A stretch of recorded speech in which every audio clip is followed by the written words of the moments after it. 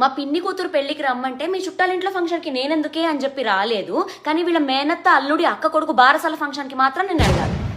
మా అమ్మ వాళ్ళు తను వస్తే రకరకాలు ఉండి అల్లుడొచ్చాడని నెత్తి మీద పెట్టుకుని చూసుకుంటారు. అయినా తనకి మా ఇంట్లో కంఫర్టబుల్గా ఉండదు.